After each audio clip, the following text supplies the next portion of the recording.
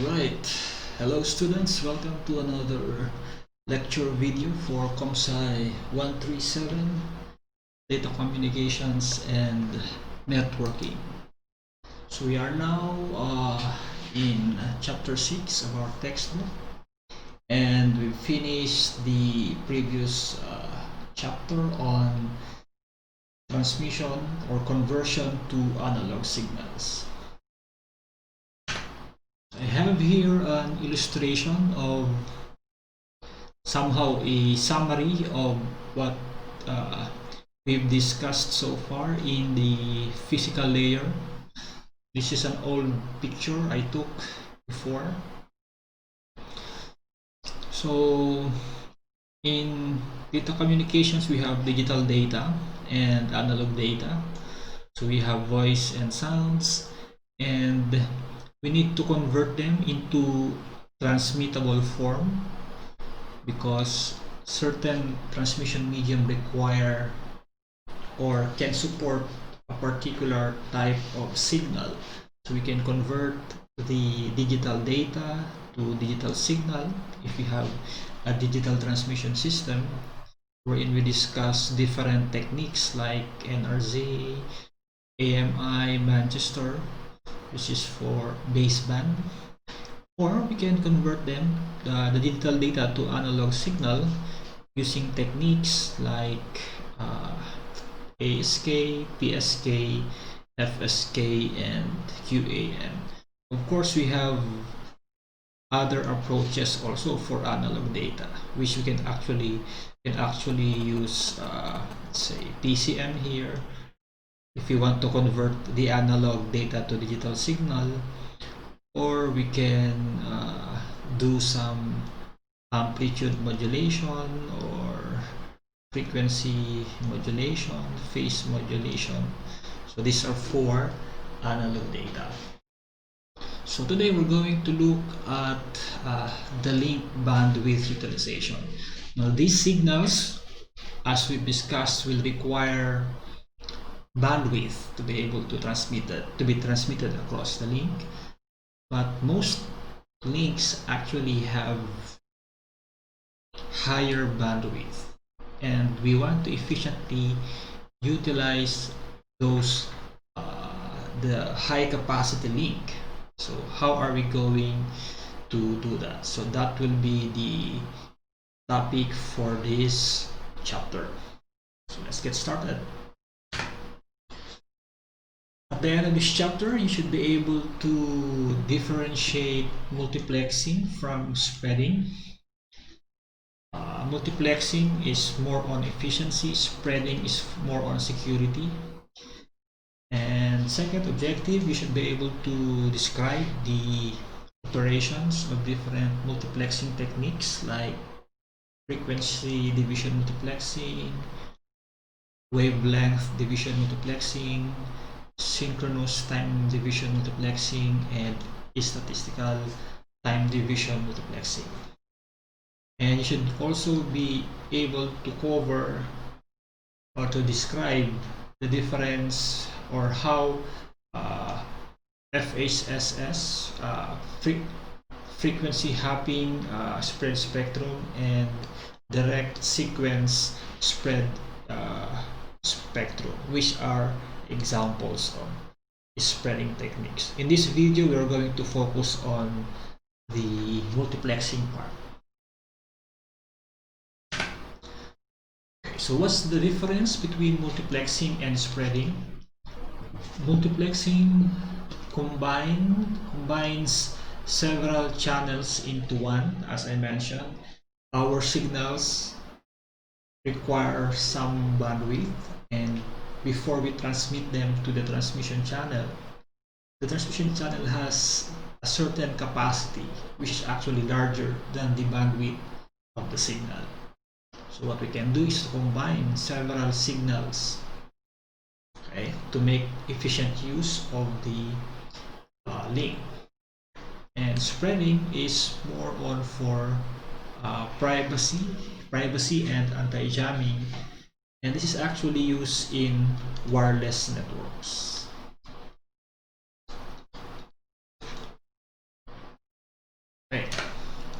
So let's start with multiplexing. So this is applied when the bandwidth of the medium is greater than the bandwidth need of the connected devices, thus the link can be shared. And it allows the simultaneous transmission of multiple signals across a single data link. Okay, so that's the idea of multiplexing. So perhaps you've heard the word multiplexer in ComSci 130 or 132. So if you have a MOOCs and you have several inputs and then you have a selector line here, so you can, and you have only one output, so the ordinary MOOCs will allow you to choose one input to pass through. So that's this the MOOCs for ComSci 130 and ComSci 132. Okay, now yes, so this is the diagram for multiplexing. So at the center end we have n input lines here, and then these input lines will pass through a multiplexer, and this is actually a single physical link. Let's say this is a wire, and what happens is we can pass across this link n channels, and these n channels will represent different signals. It can be transmitted simultaneously as one composite signal. And at the receiver end we have the demultiplexer, which will eventually split the big composite signal into its original input lines. So this is the general diagram, but the way the multiplexing and the demultiplexing happens, we will discuss in the succeeding slides for the different approaches. But this is the general idea. You have several input lines, you bundle them together, and then you got one composite signal that you can pass across the link, which contains the input lines, and at the receiver end they can be extracted, right?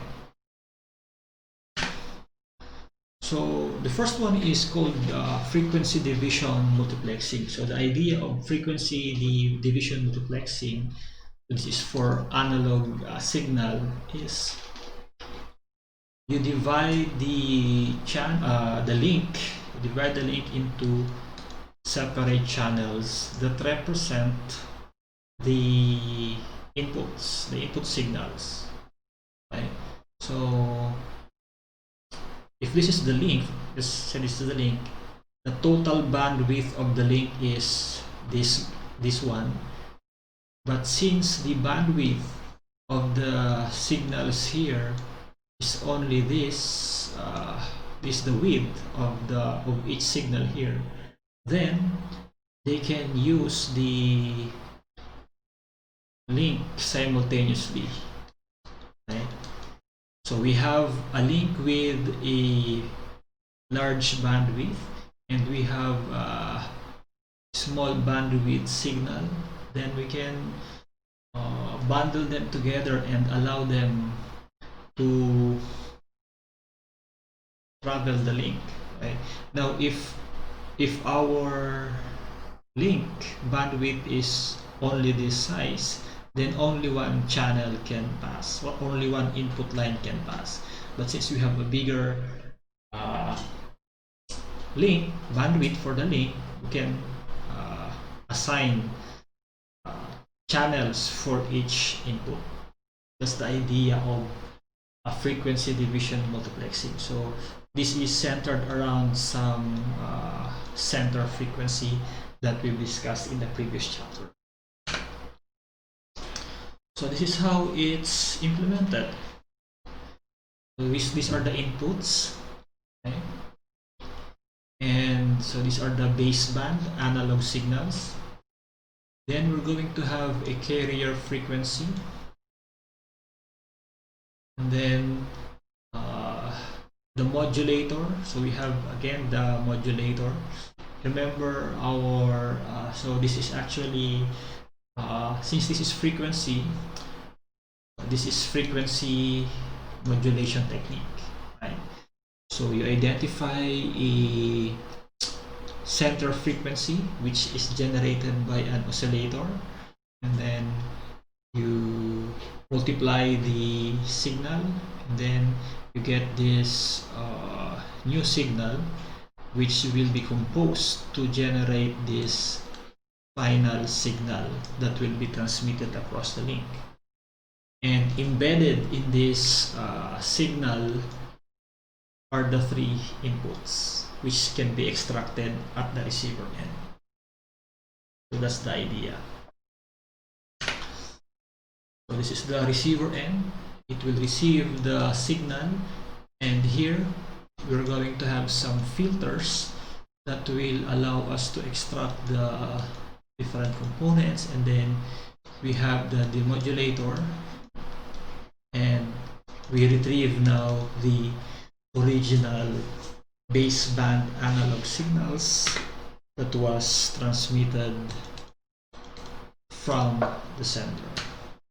That's the idea of frequency division multiplexing.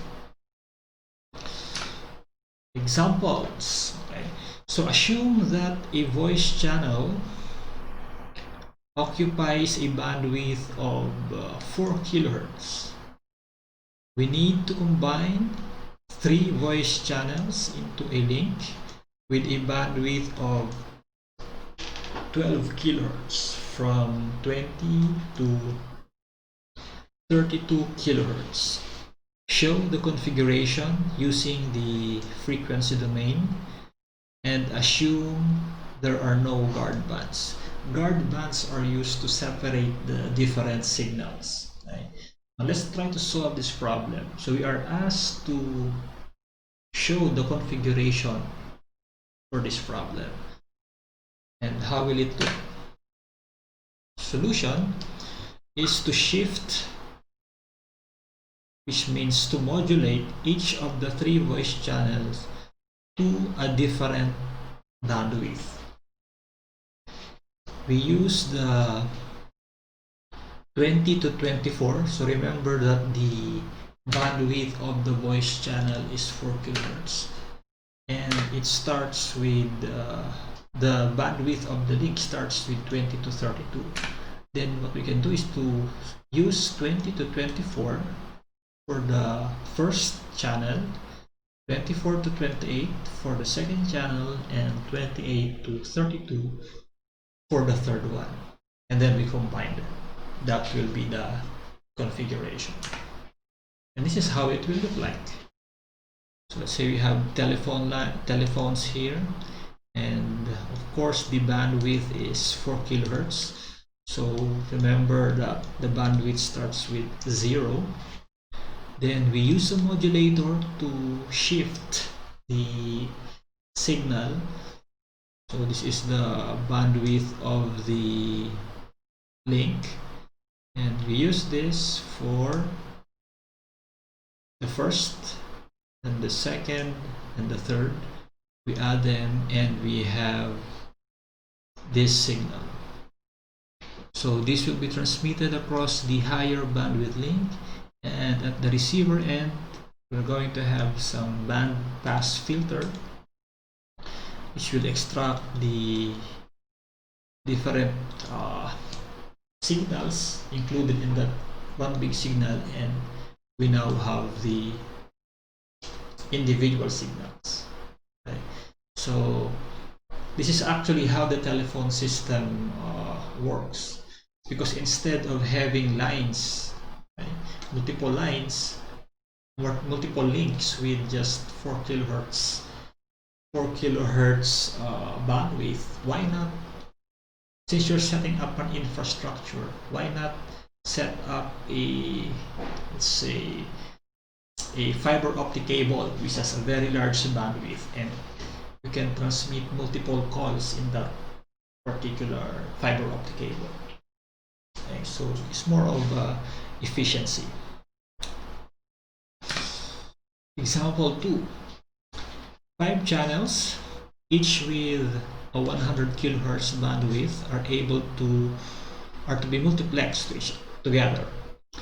What is the minimum bandwidth of the link if there is a need for a guard band of 10 kilohertz? Again, the purpose of the guard bands is to separate the different signals so that there will be no interference. Okay? There will be no crosstalk or something like that. So, for example, if you don't have a guard band here, if these two lines are active, it's possible that the voice from this channel might be overheard on this channel. So perhaps you've experienced that you're hearing you hear the conversation of other people when you're calling somebody. It's probably because of this interference. So going back to this problem, our task is to find the minimum bandwidth. So the solution is, since we have 5 channels, we need at least 4 guard bands, which means that the required bandwidth will be, we need 5 multiplied by 100 plus 4 times 10, which is 540 kilohertz. And this is how it will look like. We have a bandwidth of 540 kilohertz, and then we have 5 inputs here, and then each of these are 100 kilohertz, and these ones here are 10 kilohertz guard band. Right, that's how it's done. Example 3. So we have 4 data channels. So again, even though frequency division multiplexing is for analog signals, we can actually use it to transmit digital data by applying the techniques that we learned in the previous chapter to the digital data, to convert the digital data to analog signal, and then the analog signal will be multiplexed. Okay. So we have 4 data channels, which is digital, each transmitting at 1 megabits per second, and then we use a satellite channel of 1 megahertz. This is the bandwidth of the satellite channel. Design an appropriate configuration using frequency division multiplexing. The solution, the satellite channel is analog, so that means that it can allow only analog signals. So what we do is we divide it into 4 channels, and since this is 1 megahertz, we can divide it into 4 channels with 250 kilohertz bandwidth each channel. And each digital channel of 1 Mbps is modulated such that each 4 bits is modulated to 1 hertz. How do we do that? We can use a 16 quadrature amplitude modulation. That's why we have 4 bits. So 1 hertz for 4 bits. And by doing so, we convert the digital data to analog signal using 16 QAM. And this is how it would look like. So we have the 1 Mbps digital data. We use the 16 QAM to convert it to analog signals with these bandwidths, and then we use FDM, and therefore we can use the satellite to send this digital data. Okay, so that's how it's done. So this technique is actually used in the analog carrier system, basically a telephone system. So it uses FDM to multiplex low bandwidth lines into high bandwidth lines, as we've shown in the initial example. So let's say these are households telephone lines. Now what happens is this can be grouped. You can create a group out of these 12 voice channels, and the bandwidth is 48 kilohertz. Then you can create 5 groups, which can allow called a super group, which can allow 60 voice channels, etc., etc., until we have a jumbo group, right, which has a very large bandwidth. Okay, that's the idea. Other applications of frequency division multiplexing: AM radio. Okay, so usually the bandwidth for each station is example DZMM sa is 30. So the band is 10 kilohertz. Then FM radio. Okay, so you have 200 kilohertz, which is way greater than AM radio, and say a crossover FM 105.1 megahertz. And television, for example, so TV broadcasting. Okay, so NTC assigns a particular center carrier frequency for each TV station to use that as broadcast, because the transmission medium here is for television broadcast is airwaves.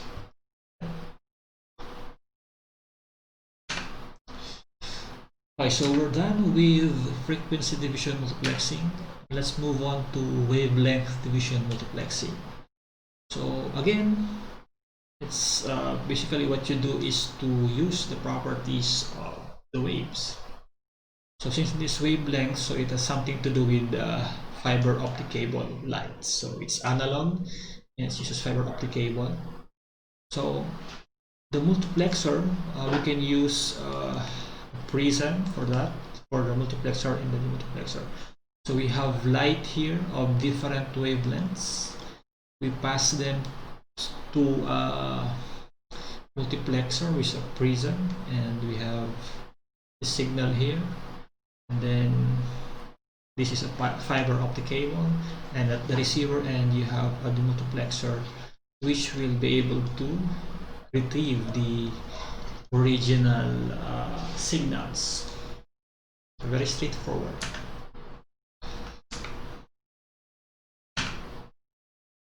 Okay, so the last one is time division multiplexing. Okay, so this is for digital systems. So the idea of time division multiplexing is you have slots for, you have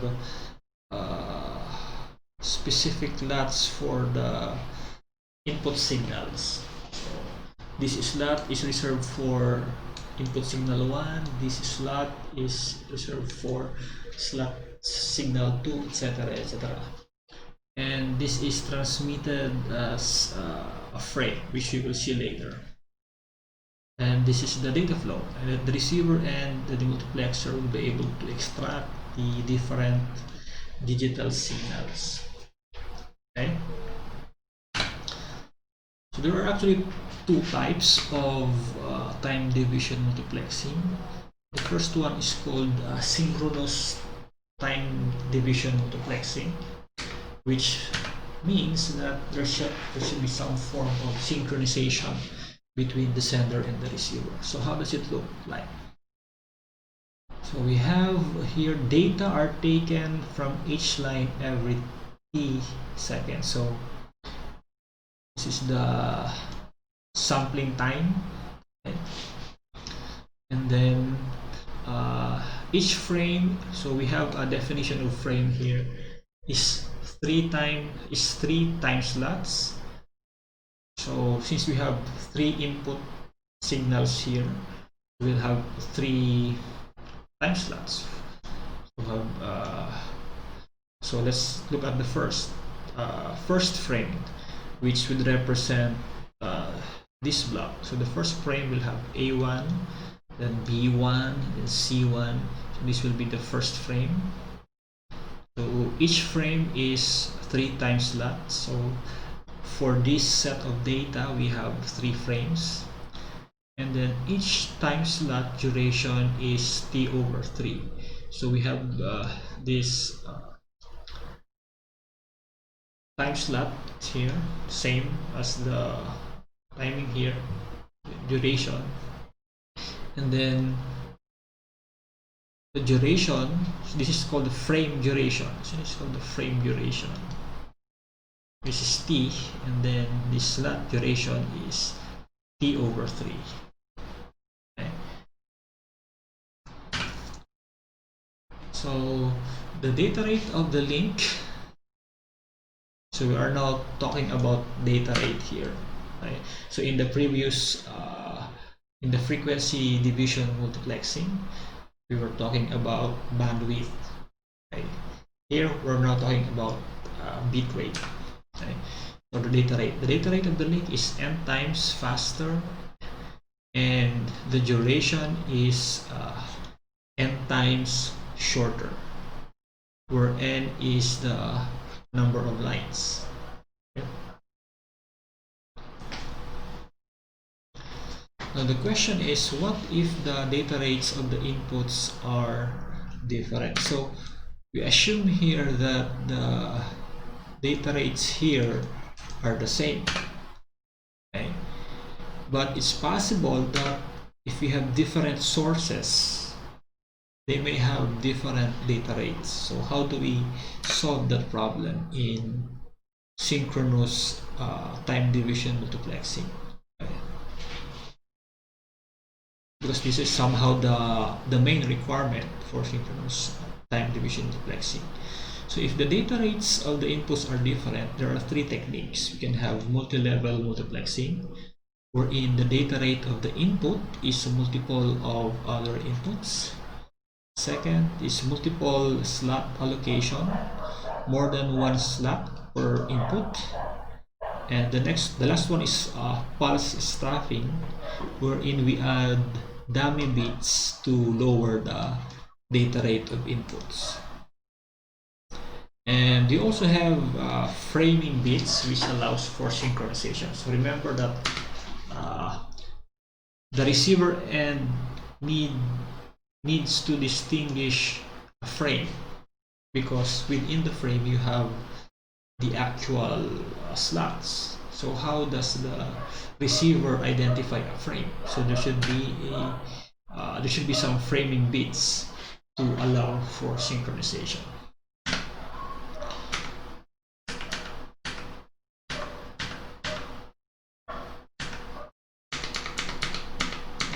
I think we'll discuss this, or we'll continue with this slide later. So let's have some sample computations. If the data rate of each input connection is 1 kbps, if 1 bit at a time is multiplexed, okay? So we have 1 bit. What is the duration of each input slot, each output slot, and each frame? So in this example, we are asked to find T. Right? So the data rate of each input connection is 1 kbps.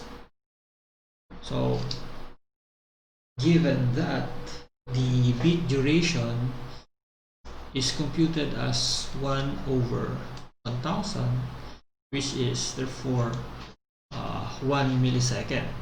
Okay. So going back to this illustration, t is 1 millisecond. The duration of the input time slot is 1 millisecond. Okay. Second is the duration of each output time slot is 1/3 of the input time slot. This means that the duration of the output time slot is 1/3. So we were able to find that this is 1 millisecond. Therefore, if we are asked to find this, we have 1/3 milliseconds. And each frame carries 3 output time slots. So we simply multiply this with 3, and therefore we have 1 millisecond. And the duration of a frame is the same as the duration of the input unit, which is basically this. So if this is 3, this is 1 milliseconds. Therefore, the duration of a frame is also 1 millisecond. Okay, so sample computations. Example 2. Find, given this configuration, find the input bit duration. So this one. The output, this one, the input bit duration, the output bit duration, the output bit rate, and the output frame rate. Okay, so we have 1 Mbps input lines.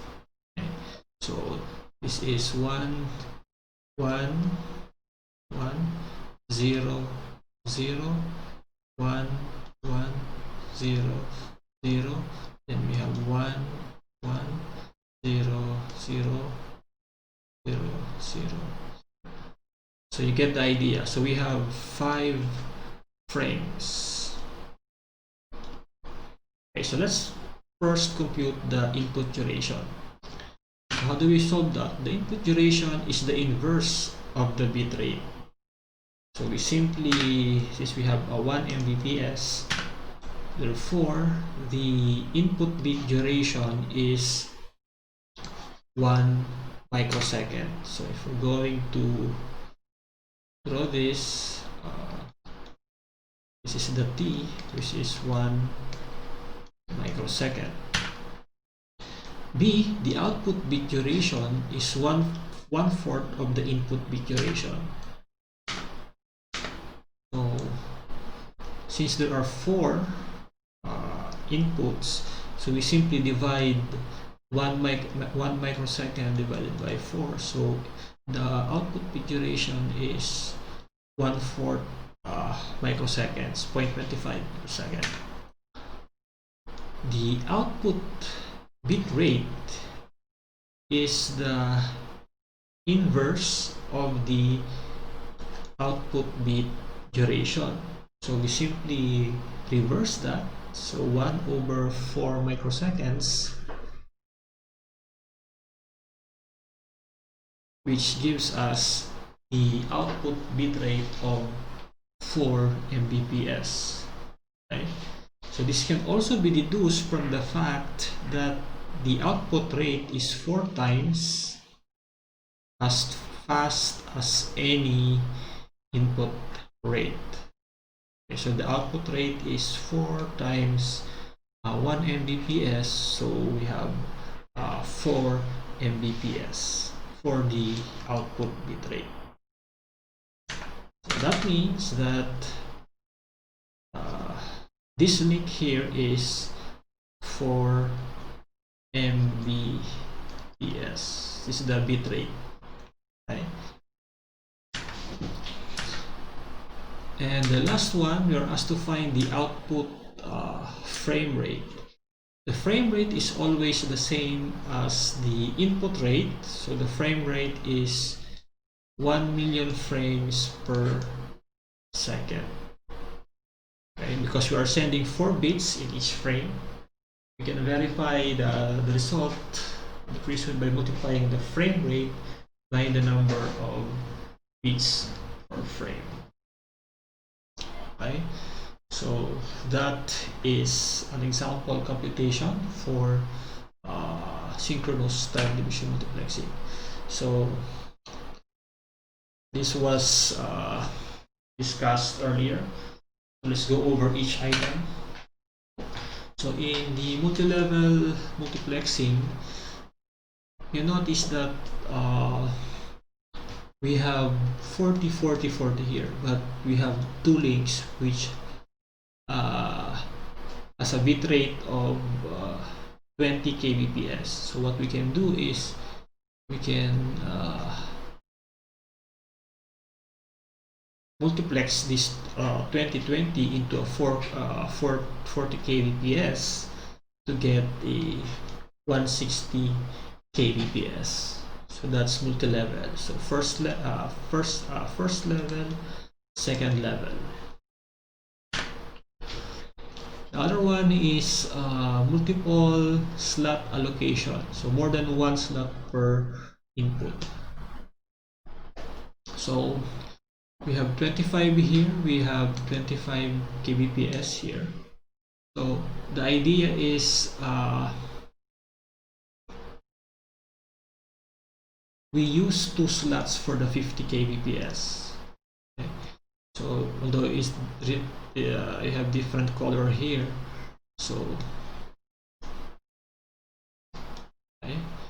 So we have 125 kbps. The input with the 50 kHz data rate has two slots on each frame. Okay, so that's multiple slot allocation. And the last one is pulse stuffing.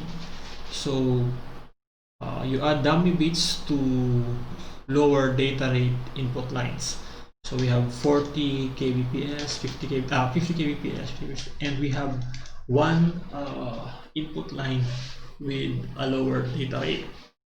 So we can insert additional bits here to be able to create a 50 kbps input line, input link, so that we now have all inputs to the multiplexer will be 50 kbps. This is the requirement. Yeah. Okay, so the last one is framing bits. So remember that in time division, synchronous time division multiplexing, the receiver should be able to identify the frames. So to be able to synchronize, to be able to identify the frames. So we have framing bits which are added to each frame that represents a particular bit pattern. So we have frame 1, frame 2, frame 3. So frame 1 will have a bit here 1, frame 2 will have a bit here 0, frame 3 will have a bit here 1, right, which represents the synchronization pattern. Okay. So that's it for synchronous time division multiplexing. And since this is used in digital systems, so it's actually used in digital signal service or list lines actually for data communications.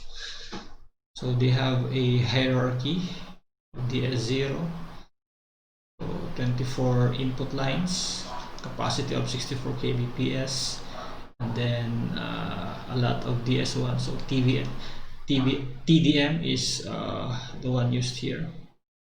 So you get 1.54 Mbps here, okay, and so on and so forth until you get this data right here, right? So it's actually called list lines. Okay. For example, the UPLB, for example, so we can have different list lines with different data rate and voice channels, which uses synchronous time division multiplexing. Okay, so this is an example of T1 list line for multiplexing telephone lines. So we have 24 voice channels. Okay, so 24 voice channels, and of course, if you are using telephone system, this will be analog signal.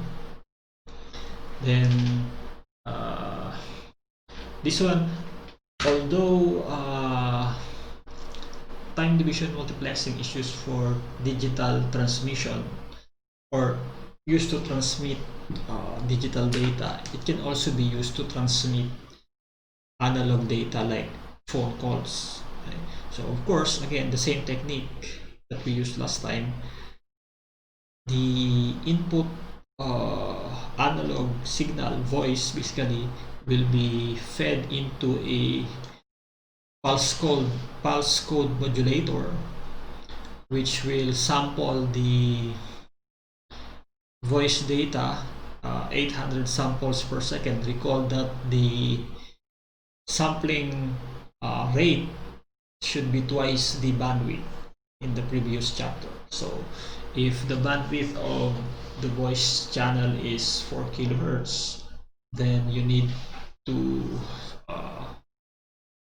sample it, let's say 8,000 samples per second, and you'll be able to generate the bit pattern, and then you use the time division multiplexing, and you can use a T1 line to transmit those calls. That's the idea.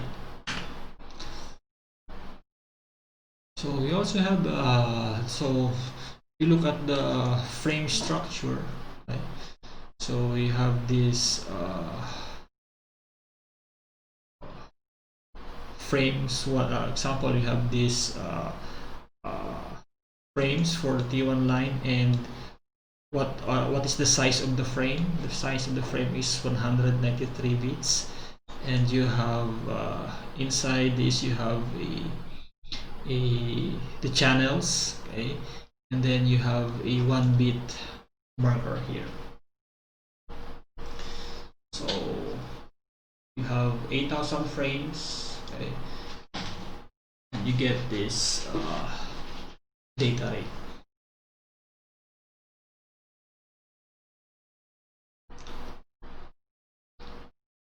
So yeah, you have the different channels here embedded in this frame. So UPLB, I think this was taken from the UPLB website, July 2017. So from 103 Mbps to 2.155 Gbps. Okay, so the second type of time division multiplexing is statistical time division multiplexing, wherein the slots are dynamically allocated to improve bandwidth efficiency.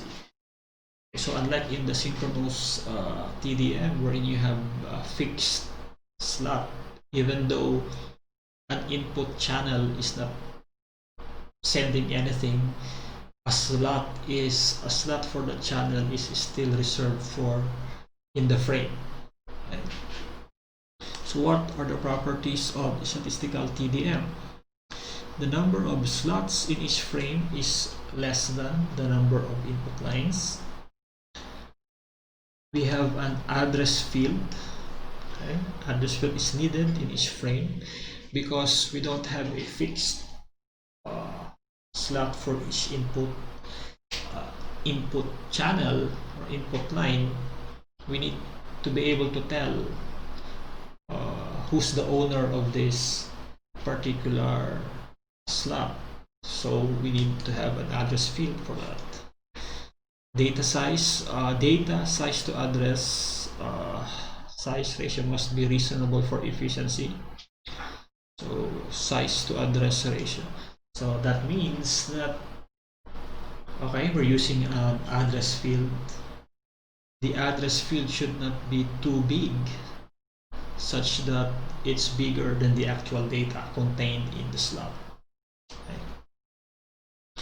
And since we now have the address field, then there's no need for synchronization bits. So this is how it looks like, statistical time division multiplexing. So we have 5 input lines, lines A, B, C, D, E. And then we have the multiplexer here. Now in this time slot, line C and line E have nothing to send. So the frame will be constructed in this manner. So you have A1, this one is for synchronous. So you have A1, B1, empty slot, D1, then E has empty slot, and then we have the synchronization bits. You get the idea for synchronous TDM. But for statistical TDM, given the same inputs on this particular time, we have to specify an address A and then the actual data, address B, then the actual data, and address D, then the actual data. So notice that in this frame, no entry for line C and line E. Okay, so which is actually more efficient, unlike in the synchronous TDM, wherein you have reserved slots for here lines C and line E, even though no data is being transmitted. Okay, so we'll stop here and we will continue on the spreading approach in the next video.